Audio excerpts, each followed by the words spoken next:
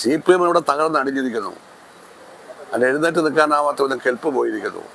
അതിൻ്റെ അടിത്തറയൊക്കെ പോയിരിക്കുന്നു. ഇതേപ്പറ്റി നിങ്ങൾ എന്തുകൊണ്ടാണ് ജി സുധാകരൻ എന്തുകൊണ്ട് പാർട്ടി ഇവർ കാരണമാണ് ഇതുപോലുള്ള പൊളിറ്റിക്കൽ ക്രിമിനൽസ് പാർട്ടിയിൽ നേതൃത്വത്തിൽ വന്നതുകൊണ്ടാണ് ഞാൻ വേണ്ടാന്ന് വെച്ചത്.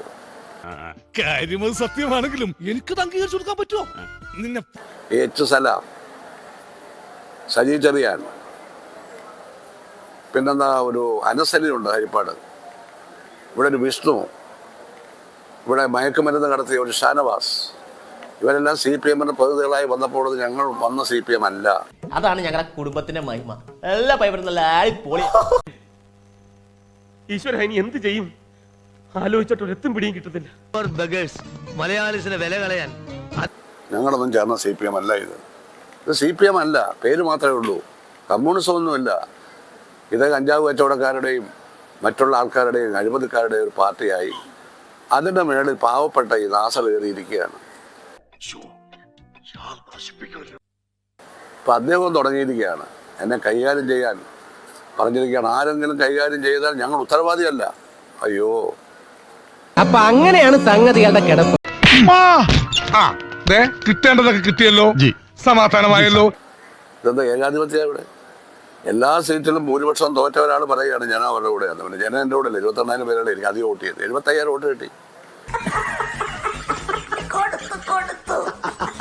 ആ 75,000 ജനങ്ങൾ ഇപ്പോൾ ഇലക്ഷൻ നടന്നാൽ എനിക്ക് 80,000 കിട്ടും.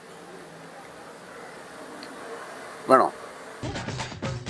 ശർബത്ത് കുടിച്ചിട്ട് പോവാ. എന്റെ പൊന്നോ വേണ്ട. എന്നിട്ട് ഈ ജില്ലയിലെ എല്ലാവരും രാജിവെക്കുകയാണെങ്കിൽ ഞാനും രാജിവെക്കാം. വീണ്ടും ഇലക്ഷൻ നടക്കട്ടെ. ഒറ്റ സീറ്റ് കിട്ടൂല. 100% ഞാൻ യോജിക്കുന്നു. അതുകൊണ്ട് സ്വന്തം പ്രസ്ഥാനത്തെ കുഴിയിലിറക്കാതെ സൂക്ഷിക്കുക. എന്നെപ്പോലുള്ളവർ നൽകിയ സംഭാവനകളൊക്കെ ജനങ്ങൾ മാന്യമായി ഓർക്കുകയാണ്. അസഭ്യം പറഞ്ഞു. എൻ്റെ മകൻ്റെ വരുമാനം ഞാൻ വരുമാനത്തിൽ കൂട്ടി സർക്കാരിന് കൊടുത്തില്ല. ആരെ ഈ MLA പറയുകയാണ്, മുൻ MLA പറയുകയാണ്. അയാൾക്ക് എന്തറിയാം? കുടുംബം എന്ന് പറഞ്ഞാൽ അവൻ വിവാഹം കഴിച്ച് മാറി. അയാൾ എൻ്റെ ഡിപ്പെൻഡൻ്റ് അല്ല. ഡിപ്പെൻഡൻ്റ് ആണെങ്കിൽ കൊടുത്താൽ മതി.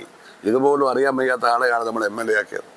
ആണുങ്ങളായാലേ അല്പം സ്വല്പം നാണോ മാനൊക്കെ വേണം. എനിക്ക് എൻ്റെ ഡിപ്പെൻഡൻ്റ് അല്ല, അവന് ഗൾഫിൽ ജോലിയാണ്. ഉള്ള കഴിവും പോകും. CPM ഇവിടെ ഒരു സാധാരണ പാർട്ടിയായി അധപ്പതിച്ചുകൊണ്ടിരിക്കുകയാണ്. അതിൻ്റെ പവർ പോയി. ഉള്ളത് പൊളിറ്റിക്കൽ ക്രിമിനൽസാണ് നേതൃത്വത്തിൽ മൊത്തം. കേരളത്തിൽ ഇതുകൊണ്ട് ഒരു ഗുണവുമില്ല.